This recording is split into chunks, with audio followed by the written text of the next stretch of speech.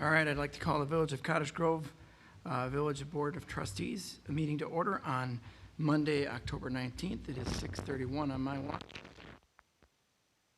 As a hybrid, meaning we are in the Village Hall as well as on Zoom, and there is an audio call-in number as well, all posted at the top of the agenda. We have a quorum, and the agenda was properly posted. We'll start with the Pledge of Allegiance. I pledge allegiance to the flag of the United States of America and to the republic for which it stands, one nation, under God, indivisible, with liberty and justice for all. Next item is public appearances, public's opportunity to speak. If the public does wish to speak, we just folks who would like to speak, share your name, your address, and your municipality. And we'll pause now for anyone either in the public forums, but either on Zoom or in the room that would like to speak.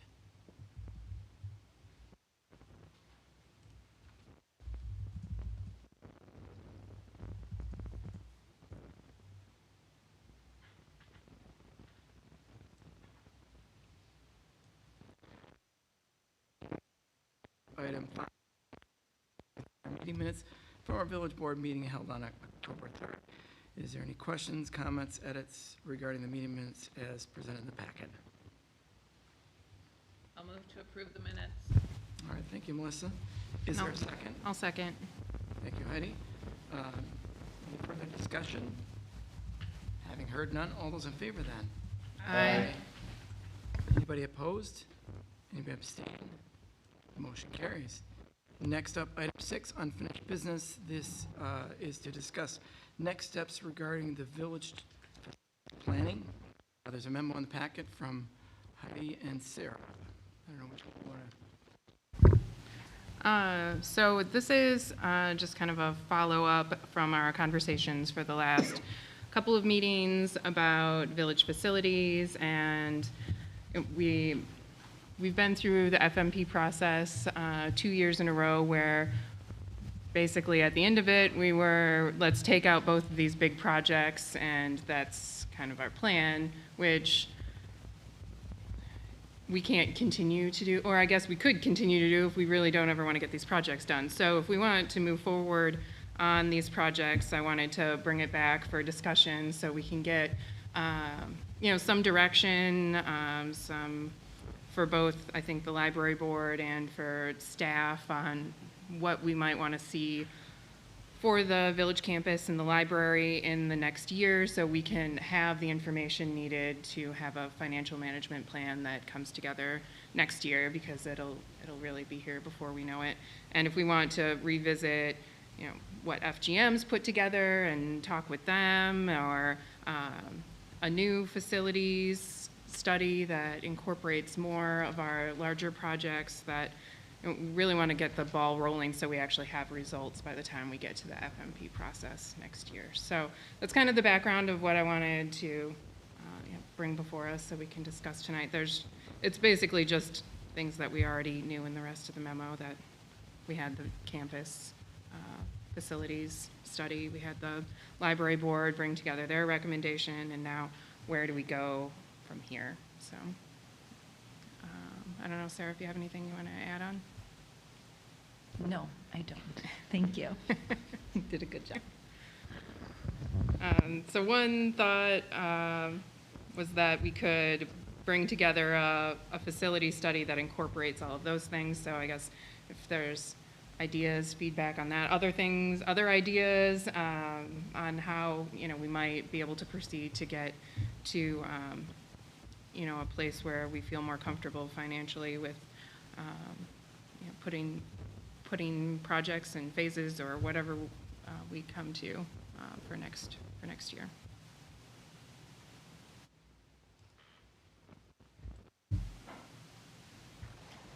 I just want to say thank you, Heidi and Sarah, for putting this in the packet, and I agree that this is something that we should proceed with so that we do have all the information before us next budget season to move forward with some planning for purchases or capital projects that we're gonna have, and we'll have the best information then to move forward. So I agree with what you guys have put in here.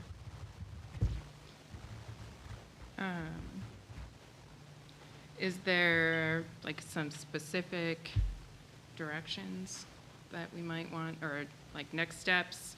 What would be the, like, maybe invite FGM back to talk about the campus project? We really only had that one meeting with them to talk about it, and, you know, now that we've had time to digest that, how it fits in.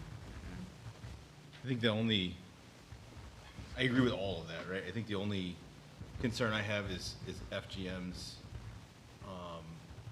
experience and knowledge around building a library, right? So I think we need to have a study done. I don't know if that's FGM. I would love to hear from FGM about, you know, what kind of experience they have around libraries. Again, their website's a little, from a marketing standpoint, it's a little light in that subject. So we'd love to hear from them, but I don't know if there's an RFP that's required or how we would do this, but I guess those are in direct competition with each other, but I guess just my 2 cents. And I think we could certainly hear back from them, and share with us what experience they have regarding libraries. They certainly have done a lot of different facility type of work throughout Wisconsin and beyond, I believe. So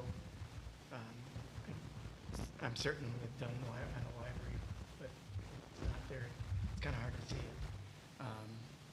I mean, at the end of the day, with both the capital planning process as well as the 5-year process, we couldn't do either project because of what the cost is. So we need to scale them both back and figure out how they fit in timelines. If they fit in timelines in that horizon, 5 years, 10 years, or what. Both are desired by the board, and we certainly have strong feedback from the community both ways. So I think it's worth the process of going through that, at least starting with the folks that have already done a study for us, and they've got all the background, at least on the facility side. Certainly they would need to, if they do have experience, you know, we wanted to go with them, they'd have to get up to speed on what the library board has put together and go from there. One Yeah, I oth- think, oh, go ahead, Melissa. I was just gonna say, it also may be about reimagining what FGM has put forward too. Like, maybe we can't do the campus as they've put forward, and so that's kind of what I envision this study doing for us, is seeing how we can put the pieces together or what works best. And I don't know if FGM would be the best to do that, seeing as they put forward just the campus itself, but that may be something that would be good to, if they would be willing to come here, that we could at least ask them some questions and then get a sense of the company itself, because other than that one meeting, I haven't had much interaction with them at all. I'm guessing it would take a new RFP because the ask is new, right? No, there's No? no requirement to do an Okay. RFP. Normally, if you're, so from a bidding perspective, for construction, you have to go for public bid. For professional services, you do not. If it's a service that we haven't, if we hadn't used an architect in years, when we were looking for them, we did an RFP because we hadn't selected someone before. We wanted a second quote, because we were working with MSA, but then we were not, so we were looking for someone else. And so in this situation, I think you could continue to discuss with them, build a scope, and you could decide we want to see multiple RFPs or multiple proposals and go out for an RFP. You don't have to do that publicly. You can do it by invite, but there's no requirement to do that. Okay, thanks. So, like for instance, on our internal recruitments for hiring as an example. Since we hadn't used a service like that before, we do an internal, our staff will, for us to hire someone just to do our due diligence, we put an RFP together, send that out, and we heard back from Baker Tilly and GovHR. Staff interviews them, picks someone, and then going forward, if we're satisfied with the service, if the village board's satisfied with the service, then we generally just continue with that consultant for some time until we decide to reopen it up. So, anyway, long answer to say no. There's no requirement that you do. Yeah, I think it would be worth at least asking FGM to come back and talk about it, whether, if they have other ideas on how they could reconfigure their recommendation. I think it would be good to hear from them. They already know a lot about what we want to do, and I think that there are probably clearly some things that we can't really put off, like voting election space, or like really try and piece it together on how we could build out in certain phases. And in the end, maybe it's in 20 years we have everything that we need, but that it might take longer than we originally anticipated. Yeah, I don't think we've, and JJ, unless you've had a discussion with them, I don't think they have the context of our debt capacity and, the fact that really we can only average between, around 5 or 6 million a year in capital investment from a borrowing perspective. So, knowing that, I think we'd want some more direction on that project, and maybe it's 6 phases over 15 years or something like that. And then figuring out, what are the, if it's a new meeting room, some additional offices and elections, and that's what you focus on for the next 10 years. But they definitely take a look at that, I think would be worthwhile. So Matt, maybe you could have an initial discussion with them, to brief them on the financial management situation, maybe even ask them if they have expertise in libraries, to just get the sense of that, so they don't come before us and, not actually answer our questions or support the work we're doing. Sure. Yeah. And I think I'd want to invite the library board to conversations with whomever we select, and involve all of their expertise and what they've gathered we need for the community, much like we do with an individual department or something. So it's really a comprehensive look at how we're going to work all these pieces in our 4 to 6 million window. And Yeah. what I would add too is this is, concept and high-level planning. The actual A&E work would be something, that's, for projects like this, you're looking at north of $1 million. So for that, you'd want to do some sort of competitive process, even though that alone still does not require you to bid. The construction needs to be bid, but not the A&E. But having someone doing concepts and high level is no guarantee that that's what the board or anyone else, it doesn't guarantee anyone future work.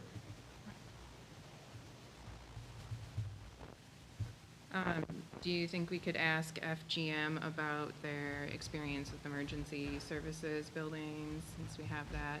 I don't know if that's going to need to be on a different track, because it sort of had a different timeline than the other projects, but maybe at least get their experience on that, since they have a lot of... I know they were selected to do the civic campus in Monona, and they're working with them on that, and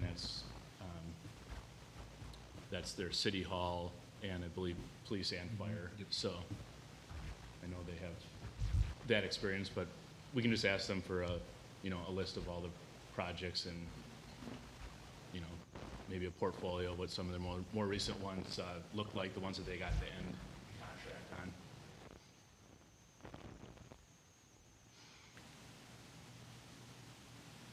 All right, anything from anyone else? We got the next steps at least for this? Yeah, Sarah? I think that's all. So it sounds like we're gonna invite FGM to come back to see if they're interested. All right, sounds good. Thanks. Okay. All right, moving then on to new business. We have an annual review for the village consultants and service providers. This evening, we have Baker Tilly, and I believe, Amanda, you were on earlier, and I think you still are. I see you. Yes, I am. Can you hear me okay? Yes. I do have a short presentation. Do you just want me to share my screen then?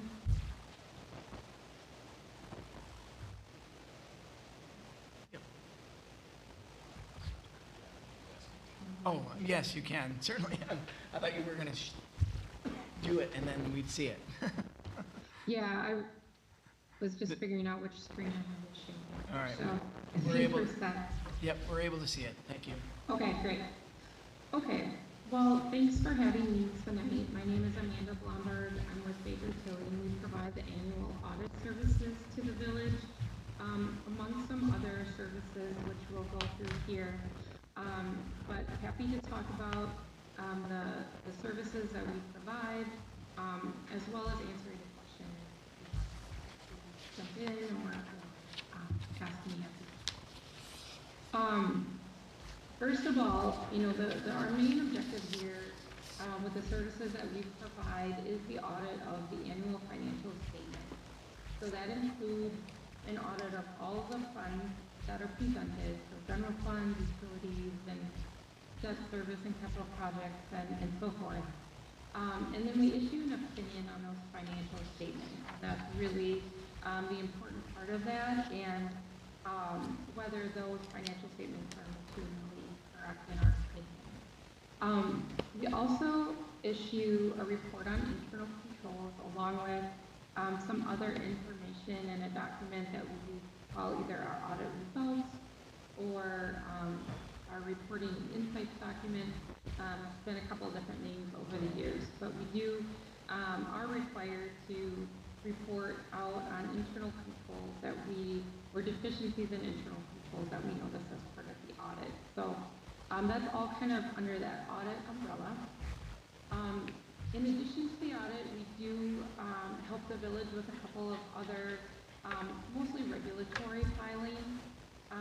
We help with the compilation of the state financial report form that goes to the Department of Revenue. We compile the annual PSC report that is related to the water utility specifically. We help compile or maybe review some SIP financial statements this year that focus directly on the performance of each SIP district. There's some regulatory reporting there that this information helps feed into. We do provide accounting assistance as needed, so as part of the audit, there might be some areas that some additional assistance is needed due to complex transactions, or we may notice that they might be reported wrong, so we'll suggest correction. So it can be, you know, very little accounting assistance, or it might be, you know, more substantial, just depending on the circumstances of that year. And then finally, we wrap things up with a presentation of the financial highlights to the board, which I think I was there a month or two ago presenting on the 20th. Additional services over the last couple of years, we did provide quite a bit of interim accounting services while there were gaps in the finance director position. We also, under the Baker Tilly umbrella, is Civic Systems, which supports Fix Excel accounting software. And then we also are working on getting a TIP audit plan in towards the middle of 2023. So again, just some additional services that we'll be working on over the next year. To jump back to our annual services here, just a summary of what the objectives are of each type of service. I think it's helpful to take a look at this and kind of see that the level of assurance that we provide differs just based on the type of service provided. So the audit, like I mentioned before, is really to provide reasonable assurance that the financial statements are materially correct. So we believe that, what is, those big financial statement documents that you get are materially correct. And then an unmodified opinion is what we typically issue to the village, which is the highest level of assurance. A compilation is much less, it's a lower level. It really doesn't provide assurance. It really just gathers information and puts it in a format that is requested either by the Department of Revenue or the PSC. So it's really just an accumulation of information. Now, with that said, usually that information has been audited, so it's just kind of mixing it up and showing it in a different way, but we don't actually put an audit opinion on those specific reports. As I mentioned before, we do analyze internal controls as part of the audit.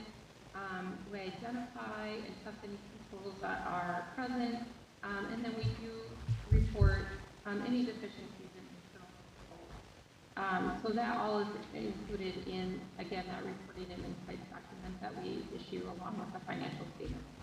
And then obviously accounting assistance I talked about earlier. Just depending on the circumstances of the year, there might be different levels of assistance needed just to get those numbers and the financial information in a spot that then can, we can then put an unmodified opinion on. So it just kind of varies from year to year, like I said, depending on the circumstances. This is just a chart of our approximate timeline. This has been adjusted a little bit for the plans for this next year. We typically do a day of preliminary field work in the November to December timeframe. Final field work will be 3-ish days in the month of March. We'll spend April wrapping up any open items and producing the financial statements or reviewing the financial statements. May will issue the deliverables and regulatory reports, and then June will plan to present the highlights to the board. Yeah, so just talking through some of those objectives that we talked about earlier in the fall. We do provide a number of other services at Baker Tilly. We often are providing utility rate studies to the village. Hasn't been anything in recent years. But we do a variety of types of services, anything that really relates to, financial work, could be forecasting, economic development, consulting. We do offer a variety of complimentary webinars for both the finance teams at our clients as well as the governing bodies. So I'd invite you to check out our website. And we do a number of consulting projects as well. Grant-related or operational type reviews as well. So just a variety of services that different team members can provide from the public sector team at Baker Tilly. All right, this is just a summary of the main contacts for the audit team. Vicki Helen Rand, myself, and then Ryan Shavlik, who is the senior and along with our contact information. And that's really all I had. Does anyone have any questions for me? Thank you, Amanda. Any questions from the board?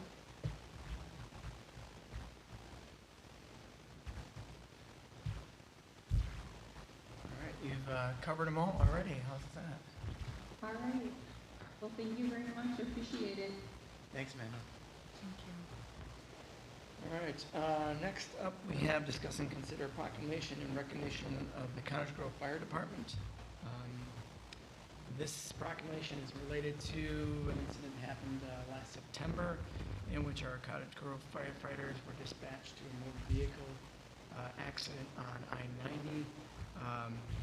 It was quite a scene, it sounds like, there was an article as well as the proclamation goes through it. There were, the team came together, they had to deal with getting the person extricated from the vehicle, dealing with their wounds and getting them off to go, as well as at the same time a fire in the vehicle. And they worked hand in hand. They were recognized for a 2021 Valor Community Service through the Firehouse magazine, which is a nationally publicized magazine, for their acts of valor, cohesion, and dedication.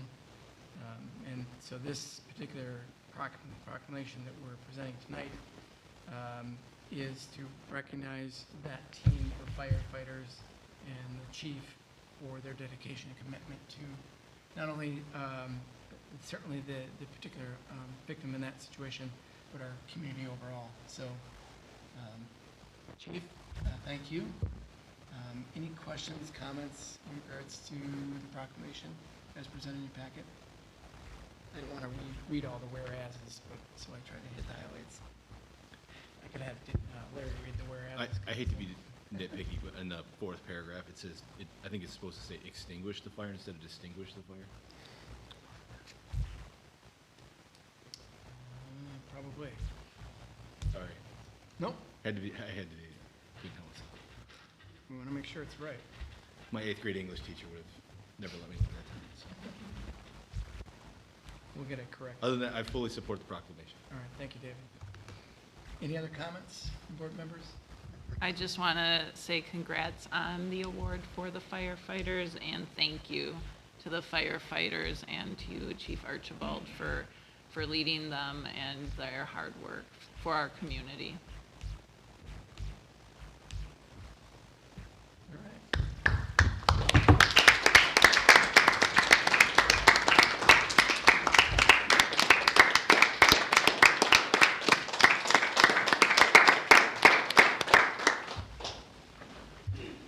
Chief, we'll get a copy of this over to you and the firefighters once we make that spelling check. With that recognition, do we need an official motion to Yes. approve the Sorry. proclamation? Just wanted to make sure we covered all of our bases. With that, yes, thank you to the firefighters, and I will make a motion to approve the proclamation for recognition of the Cottage Grove Fire Department. And I second. Thank you, Heidi. Thank you, David. Any further discussion? Having heard none, all those in favor then? Aye. Anybody opposed? Anybody abstain? Motion carries. And congratulations to the Cottage Grove Fire Department for that recognition. We will move right then to reports from village boards, commissions, and committees, starting out with Public Works. Heidi? Thank you. We did have our meeting on October 4th, day after our last village board meeting, so we're reaching back a little bit. So I'll rely on JJ or Kyla to chime in if I miss anything. We had a resident to visit the meeting about some drainage areas behind his property. He's a new resident, so he was very excited to be living in Cottage Grove and excited to be involved. Maybe contacting John to be on a committee, we'll see. Then we talked about bike and pedestrian comprehensive plan, the solar panels for MSB. Those are just continuing to move forward, waiting for our contractor to be ready for solar. We talked about the 2023 operating budget. So we approved that budget. And then we had reports. We had the Strand team give us all the updates on all of the various developments. I'm sure that Kyla would answer any questions if you had any. Otherwise, it was a pretty straightforward meeting, I would say. Did I miss anything? Or if there's any questions? You'll see more budget stuff as it comes forward in the budget process, I guess. We'll meet on November 1st at 6. Okay. Yep. Moving then to the second thing here was the joint review board. This is the annual review meeting that happened on October 6th, involving all the taxing jurisdictions related to all of our TIDs.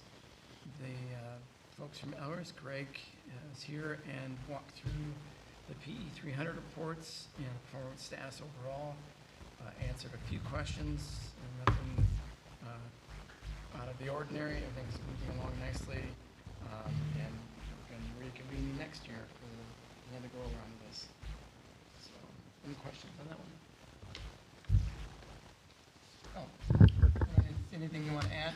Yeah, so Amanda briefly touched on a TIF audit happening in 2023. As part of DOR requires, we're required to do 100% and a closeout audit.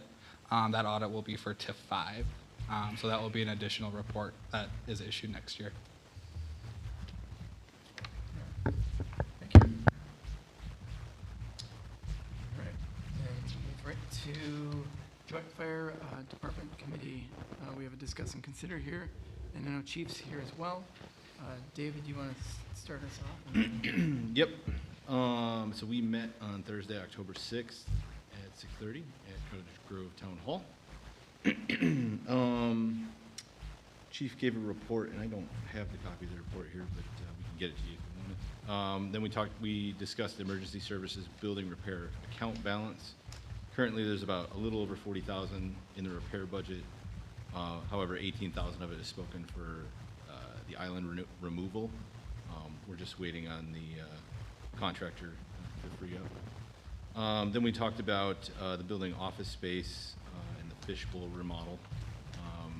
For those that don't know, when you drive past the building, there's the kind of that glass. There's three sides of glass, and that they call that the fishbowl. So we're remodeling that, and we talked about additional office space as well in the basement. We had to get an electrical quote for the sign. That's fun and exciting. We've gotten that's been the second or third time it's had to be repaired. Second time. Let's see here. We talked about remaining 2022 emergency services building projects. There was some equipment the fire station or the fire department wanted to buy. We talked about stripping and waxing the floors, the radio room upgrades, some cabinets, some gear racks, some miscellaneous stuff. We did talk about a 2023 budget recommendation for emergency services building. So kind of, should we increase, decrease, leave it the same? We decided to leave the balance the same for the budget. So 20,000 from the village, 20,000 from the town. We discussed and considered some 2023 operating budget changes, and the capital budget, we didn't have to approve that. And then we talked about a ladder 1 replacement plan, which the chief is here to discuss. And then we closed the meeting. So with that, Chief, did you want to talk through the ladder 1?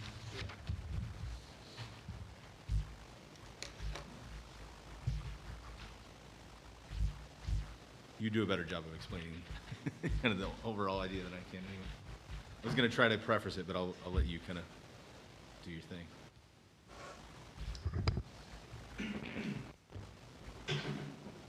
Thankfully, that was not on. So you have to pull the little knob forward. And hopefully it works. Maybe. So, You gotta pull it. There you go. There you go. Maybe. Nope. we have an,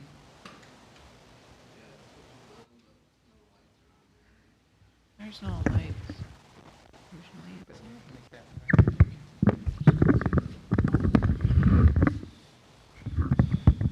Okay.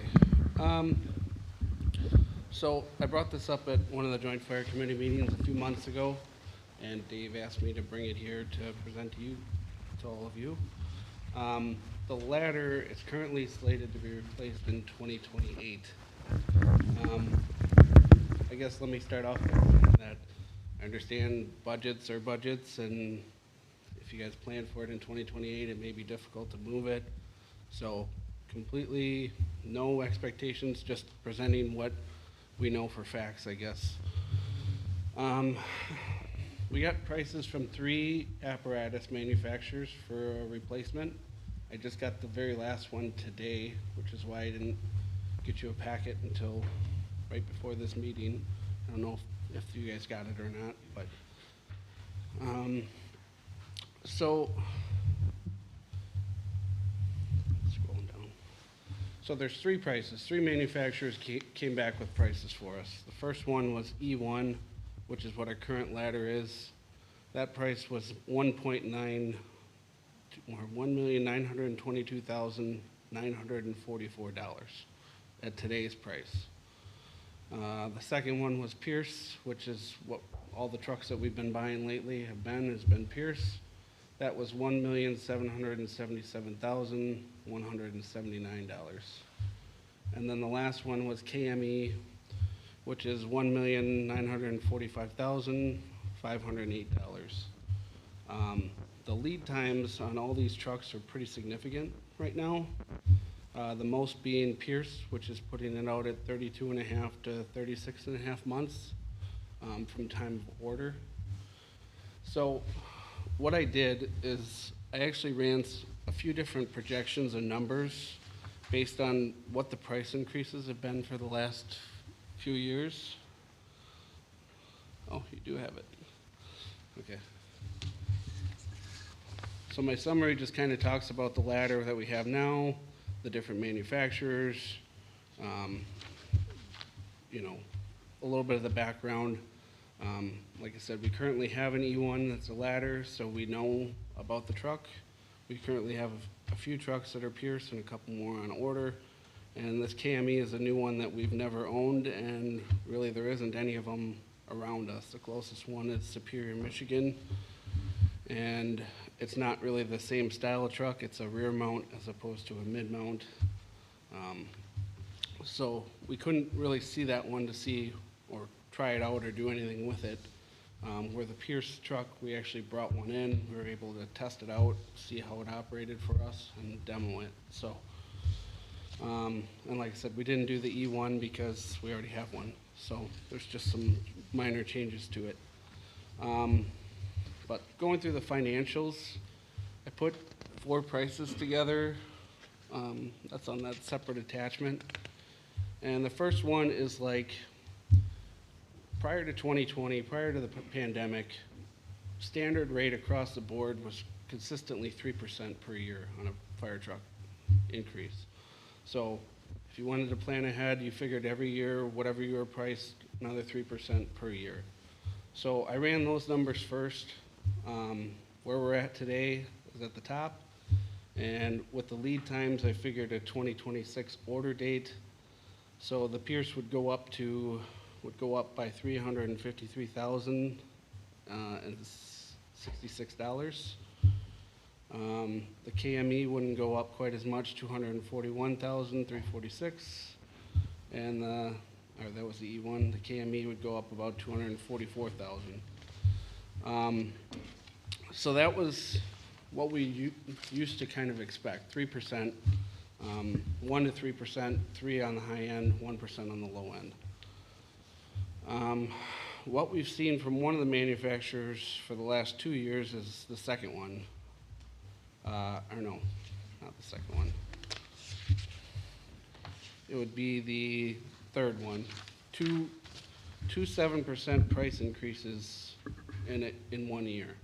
So starting at these prices today, the 177 for the Pierce, by the time you got to the 2026 order date, the Pierce would be up $1,262,000 $262.76, and that's the cheaper of the three. I can go through all the prices on that, but I did send you a copy of that. So that would be like what one of the manufacturers did this year. The last page and the worst one is what one of the other manufacturers did, which was 3 7% price increases this year. So if we went by that schedule, the Pierce would be up $1.9 million by the time we ordered it in 2026. So it would put the total truck cost at $3,723,000. Unfortunately, they can't tell us what they're going to do with their prices. I can guarantee that they're going to go up. Do I think that every year is going to be a 7% increase 3 times a year? I don't think that's going to be sustainable for them. but they have done it the last 2 years in a row. So 3 increases, pretty significant increases at a time. So what we were recommending or suggesting, we just wanted to present it to you guys, was that if it's possible, these manufacturers allow you to sign a contract, and then they'll honor the price. You can lock in your price when you sign the contract. So if you decided to go with any one of these 3 manufacturers, you could lock in your price at any one of these 3 prices now. The KME and the E1 is about 2 years out, so that would put it at 2024, 2025 for delivery date, which would be about 3 years ahead of schedule, 2.5, 3 years ahead of schedule. And the Pierce is almost 3 years out, so that would be a little bit closer to your budget time. But like I said, you could lock in your price now and maintain that pricing. Like I said, I'm not sure that it would go up to 7% increases in a year, like I said. But it's definitely gonna go up, at least 3% per year. And the last 2 years, it's been a lot more hostile than that. So that's kind of what I was just trying to show on this table and the summary. And Chief, thank you for that. Could you talk about the repairs that we've had to do to Ladder 1 in the last 2 years?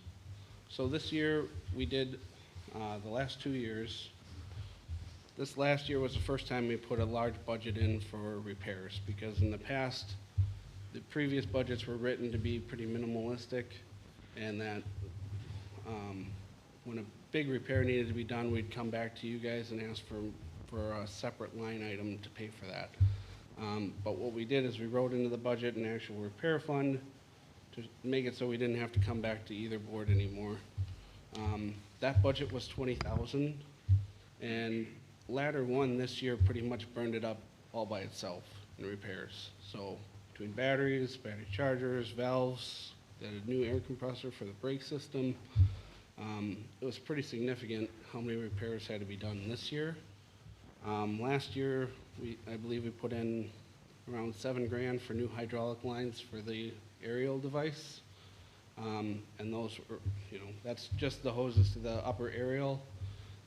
So all the other hoses are still 20 years old and are in the same condition as what just failed. So there is a potential that we're gonna have to put more money into it to keep it going down the road. But like I said, it's been a good truck. It's been reliable so far. So it's just getting to the end of its life,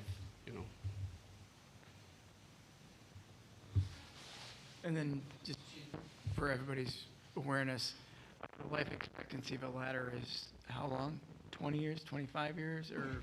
So NFPA, NFPA does a recommendation in the state for a pumper truck, if you consider the aerial a pumper truck because it has a pump on it, is 25 years max. Okay. At 15 years, you're supposed to put it to reserve status, meaning it's not the first one going out for a structure fire. We do have the capability to put it in reserve status now. We still use it primarily in the village because of the hydrant access and better placement for using the aerial device if we need to use it. It's easier to put it where we want it first rather than trying to work around another truck. So, You said it's hit 20 years this year, or where is it at? right now, in 2023, it'll be exactly 20 years. Okay, thank you. So, And then again, for everybody, when you say, suggest considering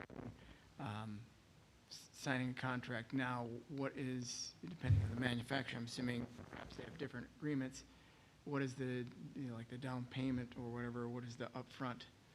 Nothing? none. You can put zero down and do a full cash on delivery. Okay. I believe at the Squad, the one that you guys just purchased earlier this year, the village attorney made some changes about the payment. I think they changed some of the Ts and Cs related to payment. It was like 10 days after actually accepting it. I don't know the exact specs on it, but there were some changes made to it to better suit your guys' needs. Mhm. So That could be done again if you needed to, but, yeah, they don't expect any payment up front. They do offer prepaid discounts, which I put in there. Yeah. But that would be if you paid for the truck full upfront, or they have other various discounts, like when the chassis is done, there's a discount if you pay for that right away, but considering that this wasn't technically on the budget till 2028, we didn't consider the discounts because I figured there wasn't really the funding to do that, so. Okay. And again, for everyone, what is the fire department's leaning towards? You got 3 different manufacturers here, one of which we're using now and the existing one of which we don't have experience with, and the other Pierce we have experience with and have vehicles. So, because we just got the one price and spec back today, we haven't had a lot of time to review what they put in the spec Okay. Yep. to compare it. There's some that are definitely leaning to sticking with Pierce, because by the time the squad comes, we'll have 4 other trucks that are Pierce, so this would be the 5th one. There's some that like the E1 because we already have it, and I haven't heard anybody come out and say they like the KME yet, so. Okay. Good to know. so. Other questions for Chief? Not necessarily a question, more of just a discussion point. If we could, I don't think I could, I see this on the agenda as just a discuss, not a discuss and consider. And so knowing what our FMP looks like, what our management plan looks like over the coming years, how it might fit in 3 years. I would want to see that as we're going through the budget, to maybe be able to sign a contract this year and then so that we could buy it in 3 years at this reduced price. But otherwise, I don't think that we should make ourselves have to buy it right now when it is so far in the future. That's kind of where I'm at, but I would like to see the numbers as we're going through the budget to see if it makes sense, possibly at that time. Just a thought, Melissa. I would consider more of the if we're gonna move it up, let's have it be based on the performance of the vehicle, because if it's an inflation issue, I mean, construction is going up much 7% bumps is a lot, but road construction's up, 25, 30%. So, if from a public safety perspective on just the truck itself that way, and if the repairs become, you do the cost benefit of that, then let's move it up. But if it's just because of inflation, I mean,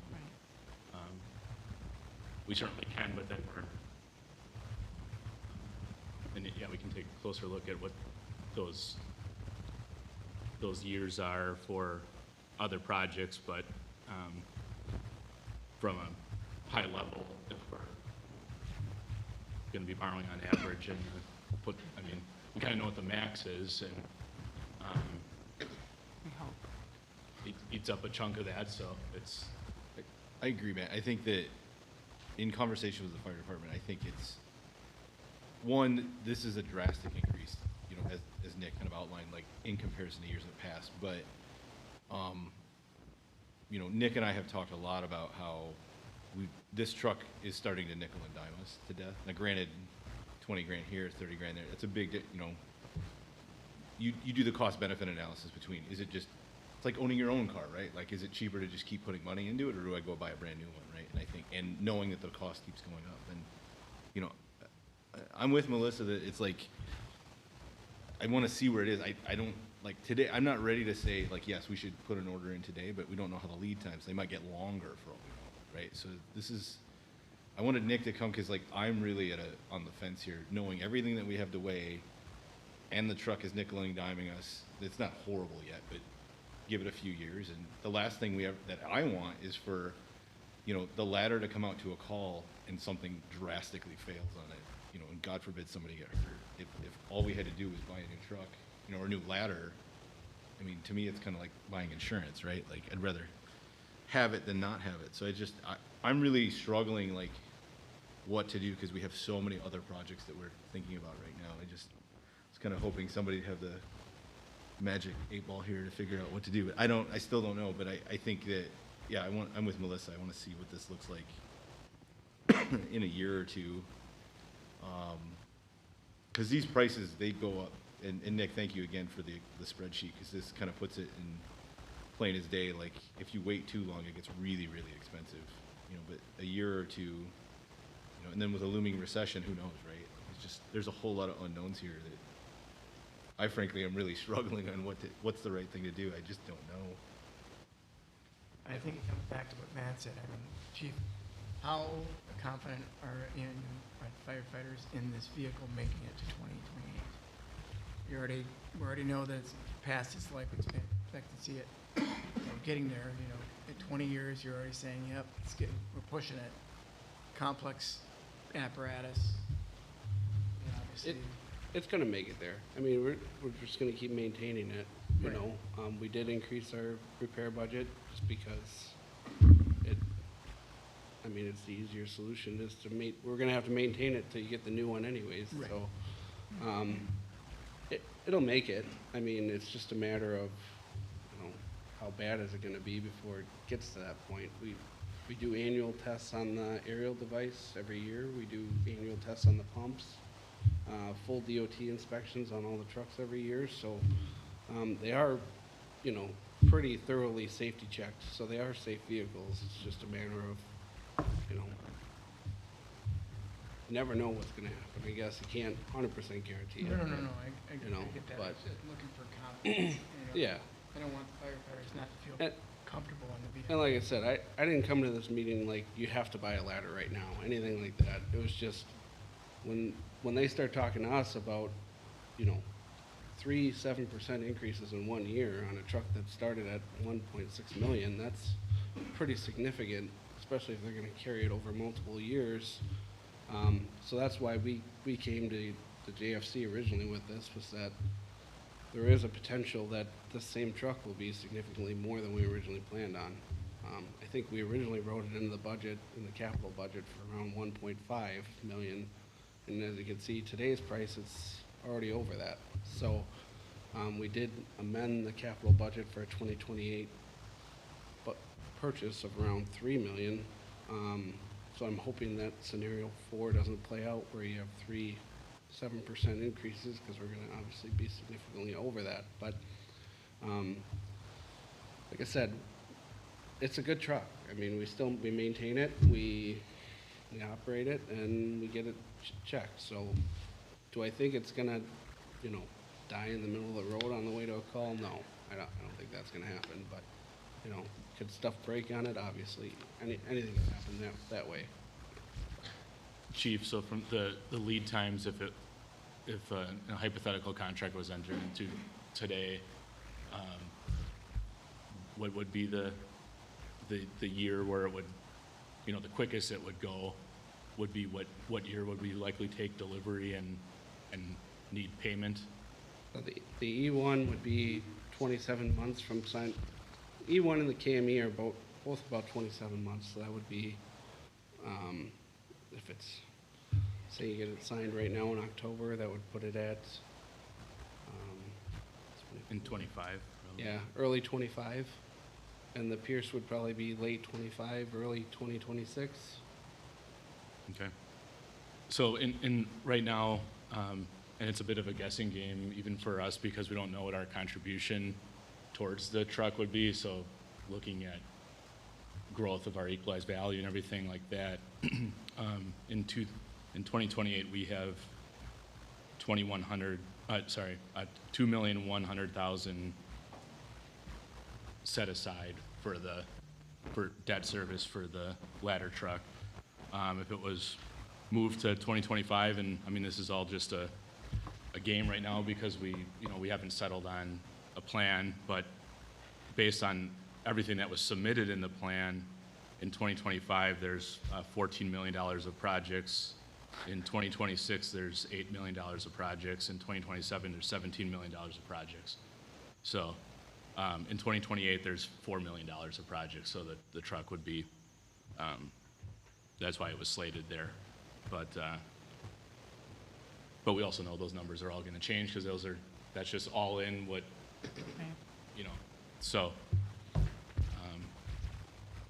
We would obviously have to move a lot if we wanted to do it earlier, but hypothetically, or, it could be done.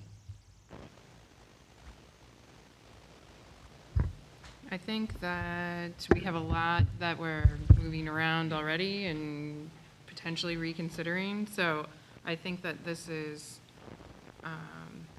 good information to consider as we kind of put these pieces together in the next 6 months before the next financial management plan, to see if we can move it up. I definitely see that there would be benefits, that it takes time, money to put into the older truck, that we wouldn't have to for a new ladder truck. So maybe we can check in. My suggestion would be maybe we could check in June or July to see how lead times are going and how the prices have changed since this check-in. I don't know.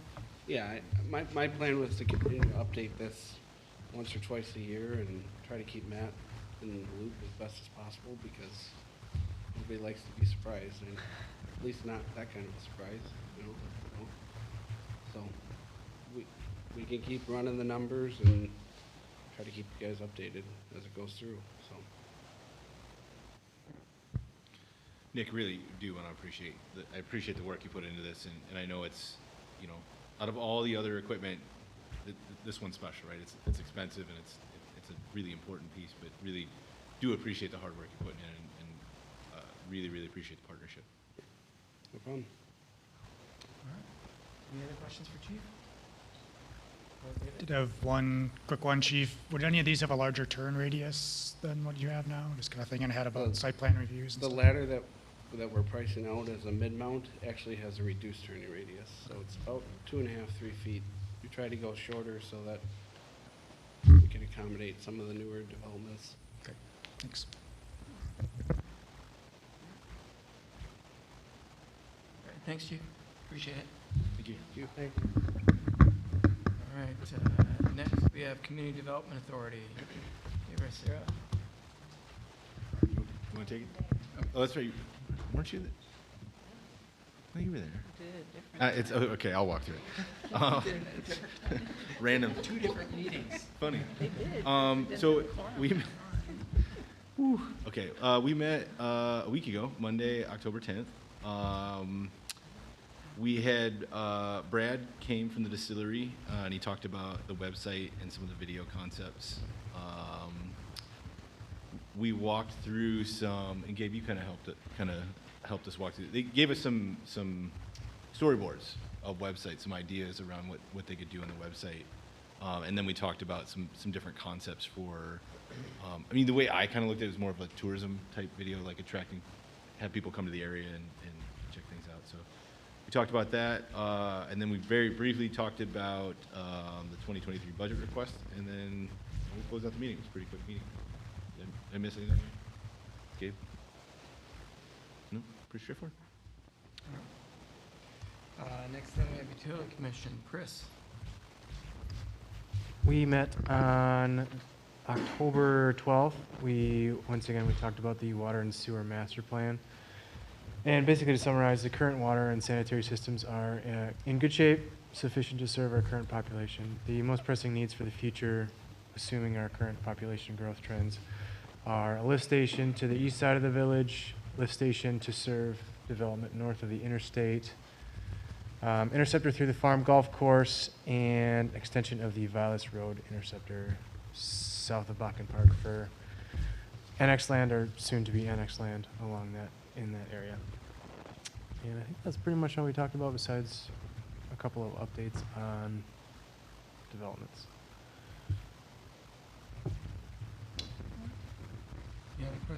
questions for Chris? Lots going on, that's good. Next up, we have Plan Commission. I'll take a swing at this one. So, we met on 12th. Couple of things, hearing, actually held 2 public hearings on a couple of different construction projects. One of which was in regards to adding a pickup window to the existing 110 limestone pass, or better known right now to a lot of people as the Government's new home. There's the other side of this national chain, and they were looking to add a pickup window for their customers. So walk through that, and then we discussed some things various to that. And there was another public hearing in regards to adding a cleary building on an existing almost 5-acre parcel home on 4207 Vilas Road.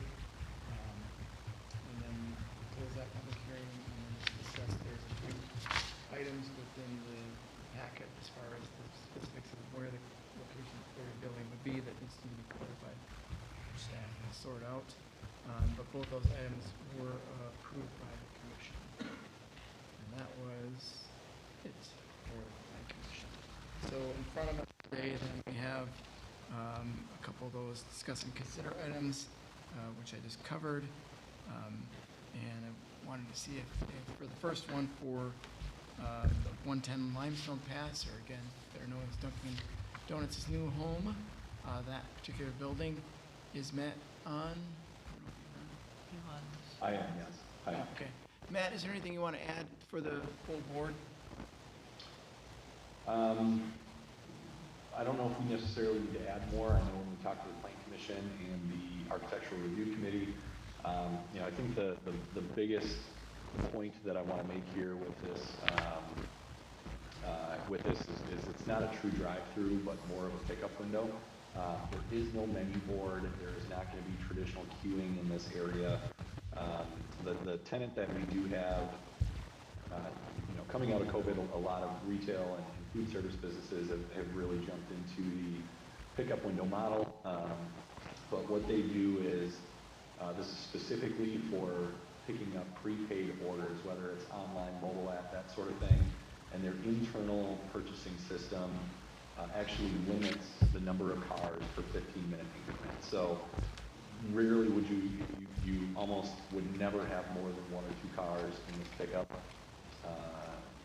lane at any given time. So again, there's no queuing, there's no menu board, there's no flow through. It's literally just a window essentially in that southwest edge, pickup window. All of the materials are still going to be consistent with what was previously shown in the architectural review. This is really just a sort of a traffic pattern amendment to use the pickup window.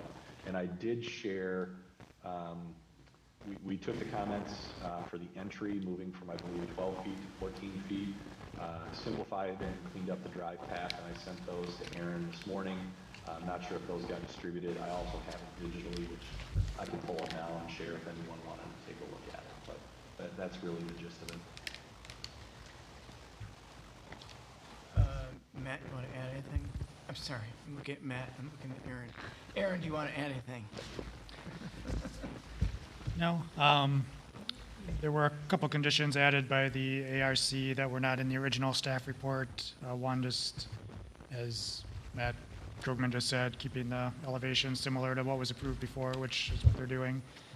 And then the ARC just asked that the landscaping that had been in that location previously just gets relocated to a different part of the site plan, which they already sent over a plan that reflects that. So we'd recommend approval with the conditions that are in the village action report.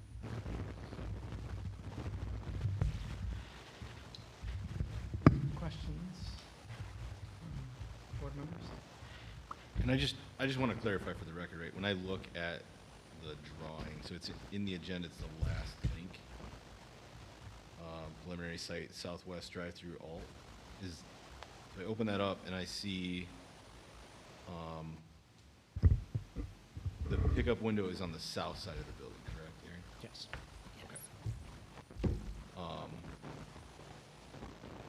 And then on the north side, is Duncan's new home? Correct. Correct, okay. The only question I have, or the only concern I have, is where with the north side drive-through, what is the intended flow of traffic beyond that 7 cars that are in the rendering? Do they want this? Because where I'm going with this is, anybody who's got little kids or likes donuts like I do, those drive-throughs tend to get pretty long, and I'm just curious, is there any world where if I'm following the rendering, those cars come from the south, going from the south to the north, they follow along the building? Is there a possibility that there might be a traffic jam at Limestone Pass going to both? See where I'm going with this, Aaron? Yeah, I doubt it would go all the way out to the street. I think, so the north end, but we were, even in the ad hoc committee, we made signage so that way traffic couldn't go north to come back out again. So that way it's a loop all the way around. And then that pickup window, so that curb on the left side, to change that so it was an easier in for the pickup. So it's kind Sure. of like you go into the north and come out of the south. I guess I'm curious, like, and I'm trying to picture it in my head, right, the way you Yeah. kind of explained it, but like, I don't know, I routinely find myself at the Dunkin' in Sun Prairie. Don't ask me how often, it's a lot. And there's consistently a traffic jam going into that McDonald's and that Dunkin'. Now, the way that's a really, It's kind of a funkier layout. it's a funky anyway. layout, right? But I mean, I've literally sat in a Dunkin' line with like 30 plus cars. Don't ask me how many times I've done that, because again, that's a number I don't want to admit publicly. But I'm just really concerned with the amount of traffic that I'm going to have to sit in personally. I 'Cause think I'm all gonna those be there. cars will be dispersed. They won't be in Sun Prairie. They'll be here. I'm hoping, right? There'll be, You know, But I'm just curious. there's a and great again, I know coffee that across the way now, too. probably. I mean, I realize this is really, the question was around the pickup window, and I think that makes total sense the way it is. But I'm just, why I'm harping on this is just the possibility for the traffic jam in that parking lot. Is that, but Brittany, you said that from an architectural standpoint, you want traffic to wrap around the building, or do you want it to just follow the north end of the lot? I'm just trying to picture, like, a line of 50 cars. Where do you want that traffic to route? Because what I remember from the meeting was it was coming in southwest side.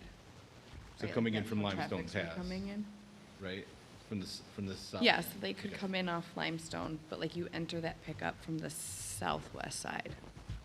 I mean, Matt K can correct me if I'm wrong. For that the pickup pickup window, window, yeah. sure.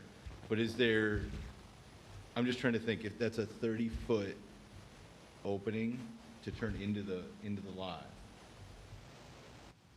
like if the line for the cars for Dunkin' comes in, right, like how am I gonna get into the pickup window if that line for Dunkin' is too long? I think more than likely, there are going to be different times here, because I think the pickup window facility is probably not going to be a morning facility, whereas Dunkin' usually is, so, and it's spread out over the entire morning.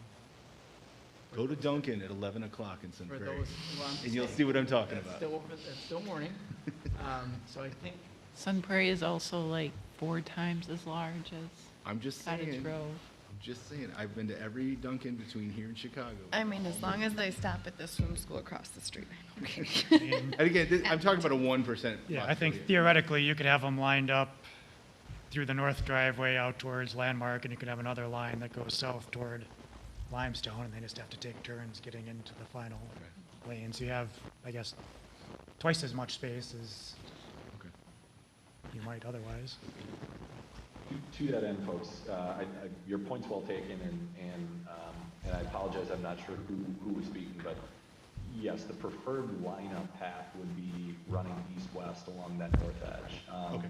We would prefer not to have cars queuing up in front of, the rest of those businesses that would occupy the east side of the building, because they would be blocking all of those handicap parking spaces, all of the building front spaces. So, technically, yes, you can, enter from either the south drive or the east drive.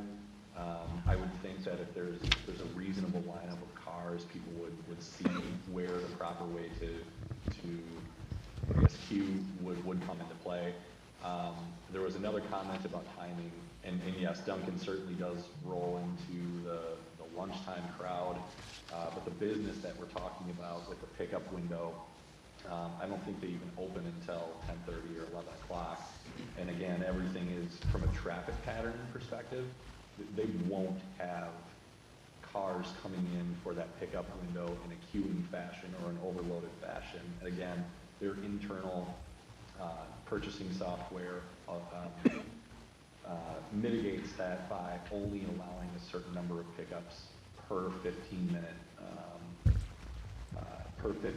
window. So, you know, at most, they said you would see 2 cars in there at a given time, but never more than that. So, you know, as the traffic pattern kind of comes in off that south drive, you essentially make that left, you're wrapping around to make your pickup, and you're kind of coming right back out.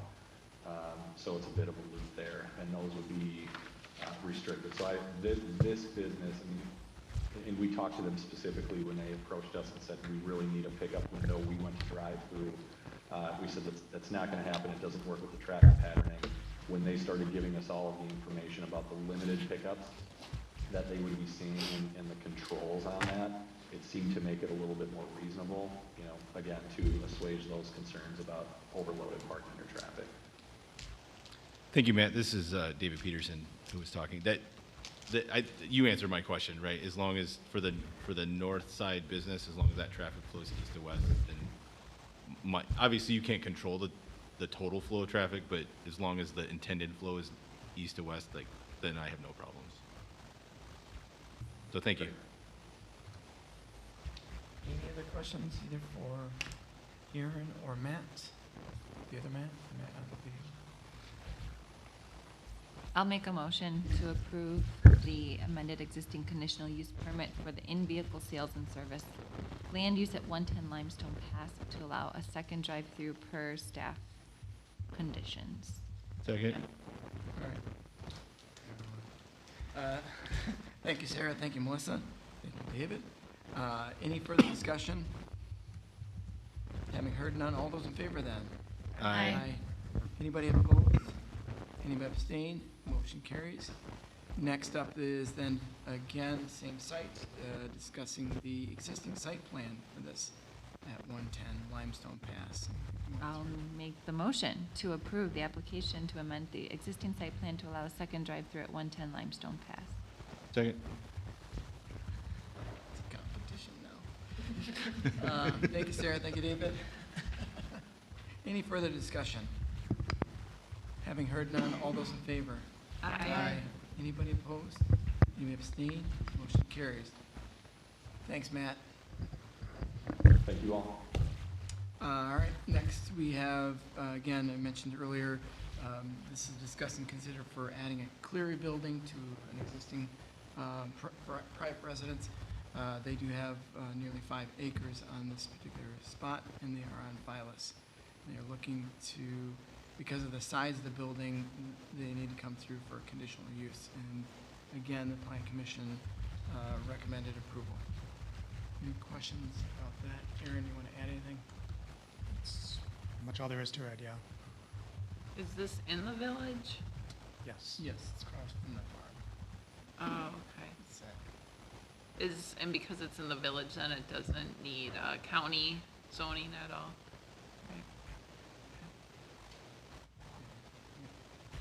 No, I'll make a motion to approve unless there was more discussion. Nope. I'll make a motion to approve the application for the Cleary building for approval of the conditional use permit to allow construction of the accessory building in excess of 1,000 square feet at 4207 Vilas Road with the staff conditions as in the memo.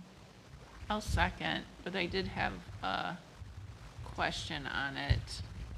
So what are they using it for? Do we know? Probably storing recreational vehicles in a man cave type operation, I would assume. Or a she shed? Or a she Yes, shed. I was going to say that. Or a Probably room they- for both in there. They shed? They shed, I think. Everybody shed. whatever they want to put in it, shed. But it's like not a separate house. It's just like a garage type. Okay. Thank you.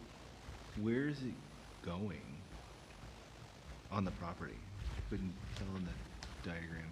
Yeah, it's a little hard to see on there. It's kind of a thin line, but it's right along the setback behind the house. It's a circle. Oh. Oh. The same question came up. Oh, okay. Cool. All right, any further discussion? Having heard none, all those in favor then? Aye. Anybody opposed? Any abstain? Motion carries. That's what we had at Planning Commission. The Ad Hoc Architectural Review Committee went through the 110 limestone past again, the Dunkin' Donuts, the pickup window, walking through that, got into the details of turn radiuses and things of that nature, which is what that committee was meant to do. They recommended approval as well. So, anyone else there? Okay. Any questions? All right, we'll move on then to Police Commission. I can handle that. Thanks, Matt. The police commission is they're going through semi-finalist interviews this week, and that the commission is working with, and the chairperson of the commission is meeting with staff this week to plan a community forum to happen late next week, so that information will be pushed out on our website, social media, to the board.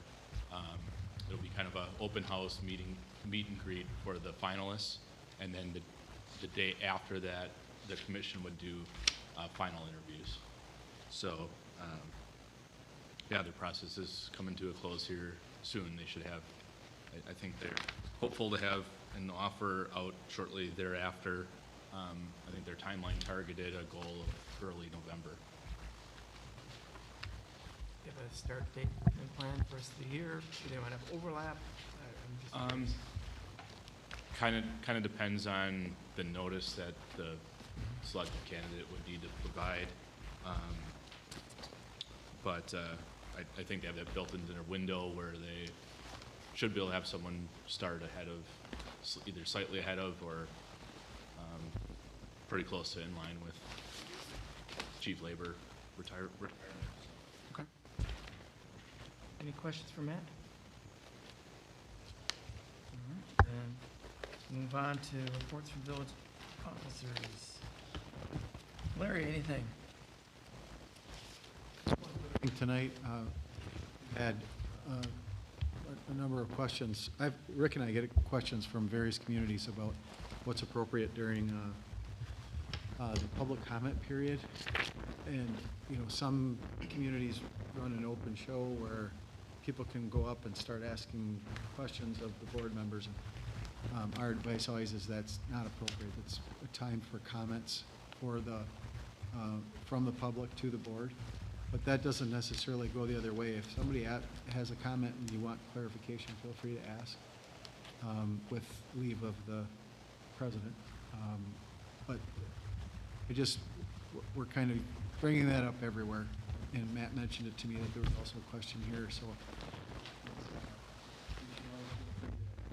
whatever questions you feel you need to have, as long as it's not going longer than the allowed. As the presiding officer. All right. But when someone asks a question, comes up and asks questions and starts grilling the board, it's not the appropriate function of that part of the agenda. I get pretty militant about it.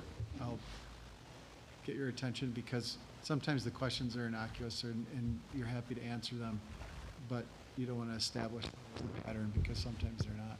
Sometimes they're just political, sometimes they're not really informational. All right, Finance Director. All right. On your agenda today, you'll see preliminary third quarter budget to actual analysis. Gabe's going to share a memo I drafted. Following this meeting, we'll send this memo out along with all fund budget to actual reports.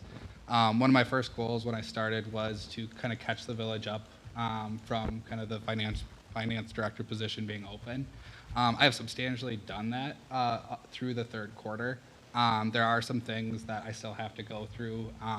As noted in the memo related to court, and we implemented a new payroll system, so not everything's quite perfect in that regard yet. But excited to announce that we've made a big progress here, and like to make this more of a common procedure, always presenting the second meeting after the quarter ends. So first and foremost, in the general fund, I wanted to get in front of you that I do feel like we are going to have a loss this year. And in my memo, I point out it's kind of driven by two factors. You passed a budget that had $150,000 of fund balance used to support capital projects, which was budgeted as a transfer out to the capital fund. And then the second is really something that you can't control. As everyone else has seen with your own personal investment portfolio, sometimes the market goes down. The one thing to keep in mind with governments is we never sell our securities, and we're required to hold on to or we're required not to invest in securities such as stocks that have big highs and lows, and we're required to report our investments at market value. So you may see a significant investment income loss this year. Please note that we do get our 3 to 4% rate of return when the investment matures, and that we would not intentionally sell that at a loss. So you may see a significant increase in investment income next year as a result if markets continue to get better. Again, will equal out by the time each security matures. Currently, right now, the general fund is sitting at a surplus of $692,000. That is a lot, but that doesn't include factors such as payroll expense and other expenditures that we will be incurring through the rest of the year. We've collected substantially all of our revenue in the general fund for the year, with some franchise fees and kind of expenditures that we have corresponding costs. So building permits, we collect some revenue, but we do also incur some costs issuing building permits.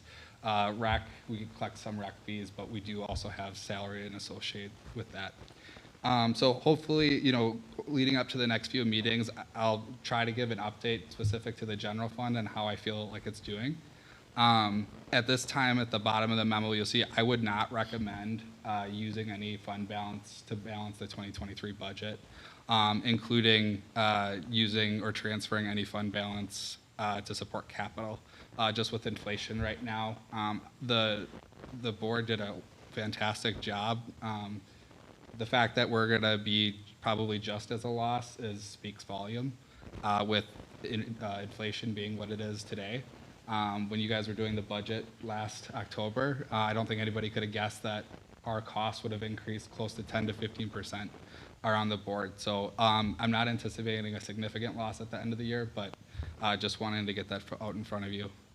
Debt service fund, I am anticipating a surplus that was intentional as noted. TIF 6 is not generating enough increment to be able to pay its debt service shortfall. That's about $118,000 this year. And I'm anticipating about $116,000 surplus in the debt service fund.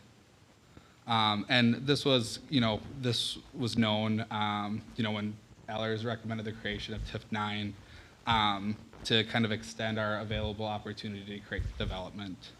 So no surprises there. Capital project fund, anticipating a surplus primarily because some of the projects we took our large borrowing out this year aren't complete. Whether those projects get complete at the end of the year or in the spring will drive on how much that surplus will be. The tree fund, as budgeted, anticipated to break even. One of the recommendations I will have going forward is to close that fund and account for that activity in the general fund.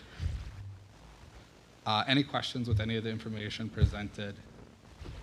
Just one comment to the 150,000. We had a couple years in a row where we were using our fund balance, our rainy day fund, to help with capital expenditures. This year, and due to rising costs and just our growth, we're shifting a lot of those capital expenditures to short-term borrowing, so we won't need to support, we won't have as much of a need to support that fund with cash.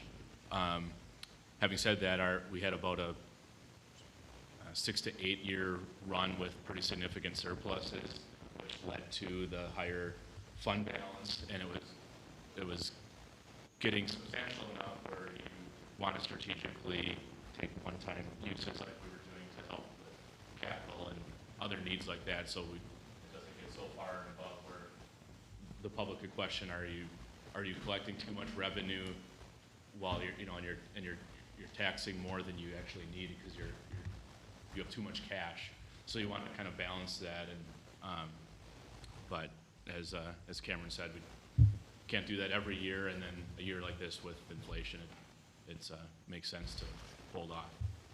Yeah, and I think to Matt's point, the board has been well over. You have a policy to be 30 or 40% of your next year's budget in fund balance, and I anticipate us being at that or again exceeding it. Obviously, as costs increase and we have a larger and larger general fund budget, that required 20 to 30% will grow, and if we're not strategically making sure we're not digging out of that bucket, that could get dangerously low to the 20% pretty quickly. And I had a question for TIF 6 shortfall. Is that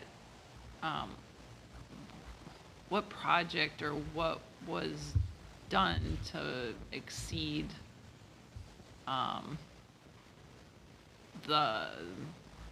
then there was no building on it to compensate for what we used the TIF 6 funds for? What project was that? So it wasn't that we used TIF 6 funds. The issue was, and I shouldn't say we, I don't do this often, but none of us were around for this decision.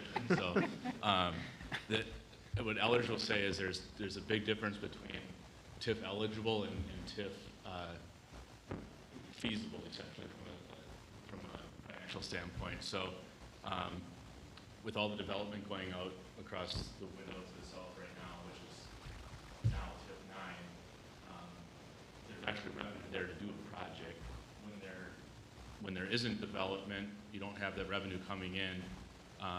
There are projects within the project plan that are approved as eligible, but there's no revenue for them. So the board at that time said, okay, this is an eligible project.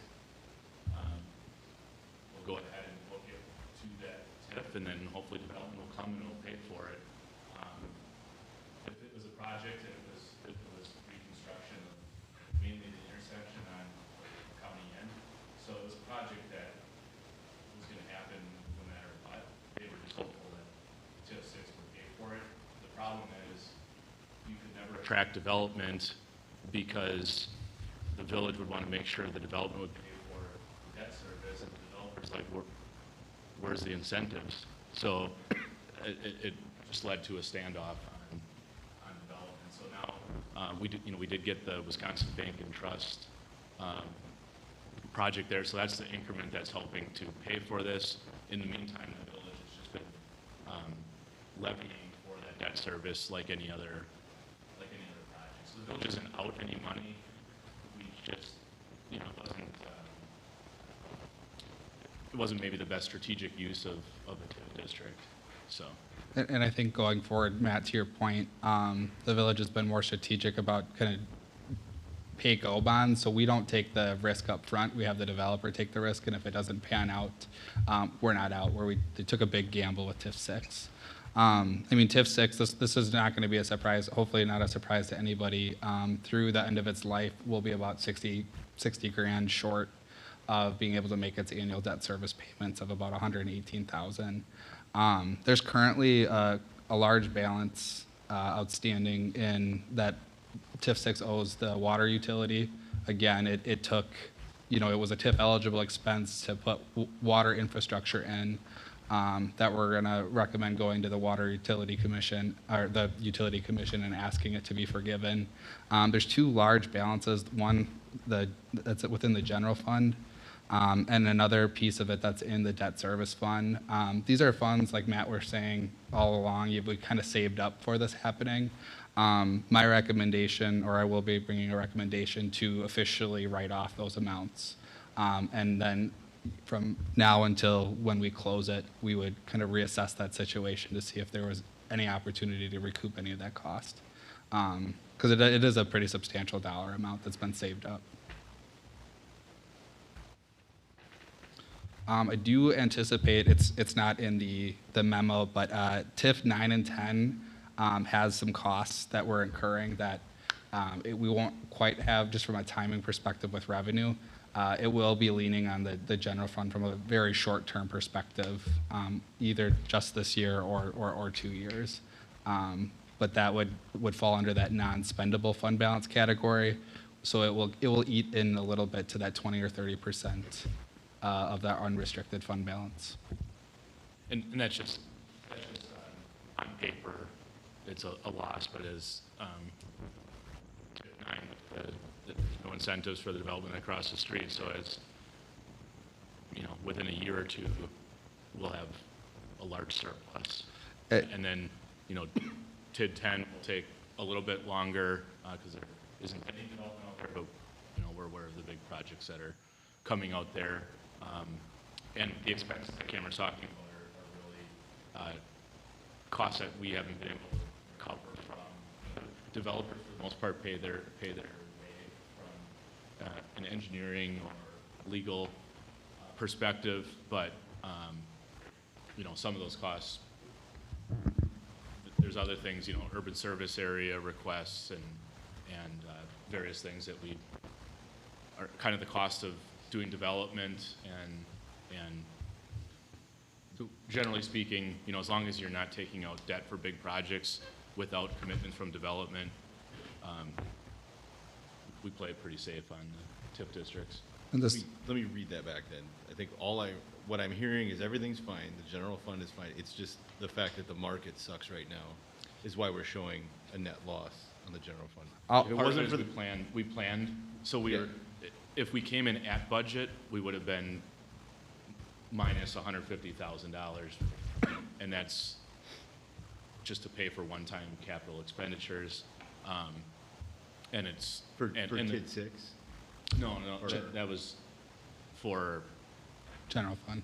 for you know For the part of a dump truck or Okay. you know, squad replacement, things like that. The TIF 6, that's in debt service. We levy to pay for that Main Street intersection. I think I'm following, but Cameron, it feels like everything's okay, the market sucks, but everything's gonna be fine at the end of the day. And this is why we were conservative in the budget process, and continuing to be conservative going forward with not knowing where inflation's going to be. Just kind of keeping that in mind. Any figures that we put in front of you, you know, have some kind of error factor into it, our unknowns into it as well. And like you said, I probably will present on the next board meeting where the investments are as of right now, and what that loss is. And then at the end of the year, I'll probably present something that shows, okay, this is where we would have ended up if we didn't have to account for this loss on investment income, to kind of show a more true picture, because it is an unrealized loss. We're not cashing out any securities or selling them. It's worth noting too that we're restricted on what we can and cannot, but by law, what we can and cannot invest into. So we can't invest into equities and derivatives, you know, REITs. Bitcoin, you know, it's bonds, Sure. it's treasuries. I mean, it's all garbage right now. I don't log into Fidelity anymore, just for my own sanity, but I didn't actually know that the village was like, even from a bond market perspective, Yes. not So- doing so well either. Yeah, the U.S. Treasury. A lot of what we have invested are either like other municipal bonds or Treasury, and I'll put that in front of everybody during the next meeting. It's just gonna be a lot of red, that's all I'm thinking. Not great. But, I mean, that's why we, Ellers came and presented the financial management plan. No one came and presented the investment side. We do work with Dawn and Tammy over at Ellers, and they do provide recommendations, both from a maturity perspective and kind of overall management of our investment portfolios. So we are using kind of experts there. Question. I was wondering if you also included the Park Development Fund in this as well. Will that be reported on also? It will be. For this initial round, Gabe, if you scroll a little lower, I included all the funds that have a levy component, as well as all the TIF districts. For the Park Development and Development Deposit Fund is something that will need to be looked at again as well.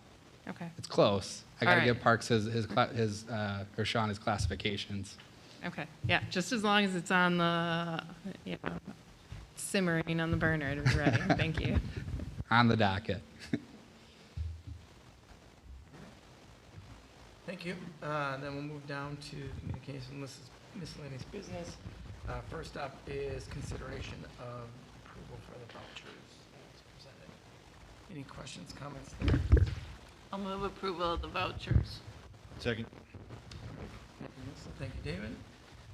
Any further discussion?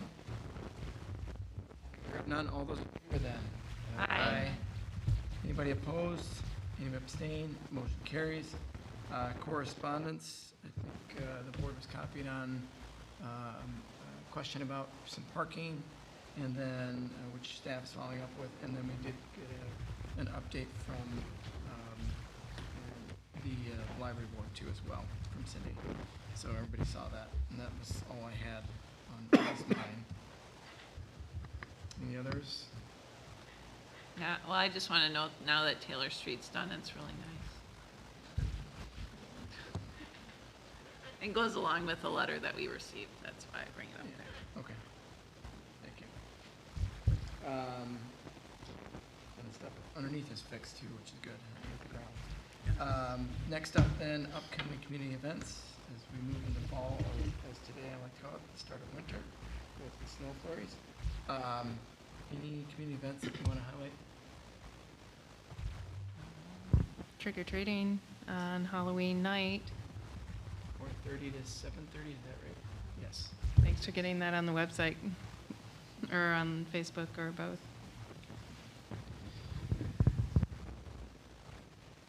And hope it's not howling like it was today. This is a perfect trick. My kids are older now, so I remember these. And then throw a little rain in there too, just to make it interesting. Kids are invincible. The parents are the ones that suffer. There's also a Colonial at the Colonial Club on November 4th, which is a big fundraiser for them, and they haven't had it since October, or since 2019. So this is, it's a lot of fun. It's a lot of sampling of different adult beverages, and lots of different ones. Last time I was there, there was a pineapple flavored one, which was very interesting. So opportunity to try different things and help out a great asset for our community. Thank you, Melissa. Any others? All right, then we'll move right to future agenda items. Matt, anything that you can think of right now? Please. We'll check on FGM's availability if it works for the next meeting. Other than, I don't have any notes for anything else. Okay. And we'll be virtual next time. Yes, because the election is the next day. Thank you for that reminder. That way I don't drive here for that. We do have the board's workshop on the 15th, November 15th. Yeah.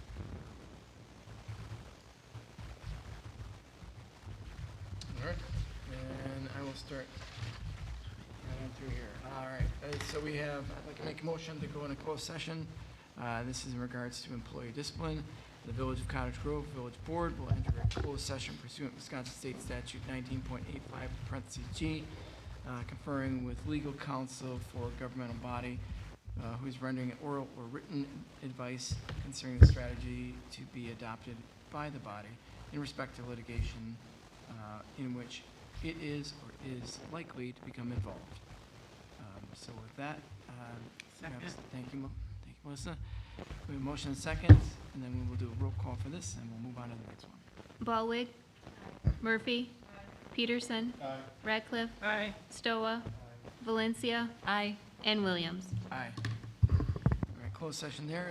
Next up, I'd like to make a motion then to go into closed session, establish a negotiating position with Deer Grove EMS and the fire agreements. The Village of Cottage Grove Village Board will enter a closed session pursuant to Wisconsin State Statute 19.85, parentheses 1, parentheses E, deliberating and negotiating the purchasing of public properties, the investing of public funds, or the conducting of other specified public business wherever competitive or bargaining reasons require a closed session. Second. Thank you, Melissa. Motion and second, then we'll do a roll call on this. Williams. Aye. Valencia. Aye. Stoa. Ratcliffe. Aye. Peterson. Murphy. And Ballwig. Thank you. And then I would like to also make a motion then to go in closed session regarding the annual village administrator's performance evaluation. The Village of Cottage Grove Village Board will enter a closed session pursuant to Wisconsin State Statute 19.85, parentheses 1, parentheses C, considering the employment, promotion, compensation, or performance evaluation data of any public employee over which the government body has jurisdiction or exercises responsibility. Is there a second? Second. Thank you, Melissa. Then we'll go roll call on this. Ballwig. Murphy. Peterson. Radcliffe. Aye. Stoa. Valencia. Aye. And Williams.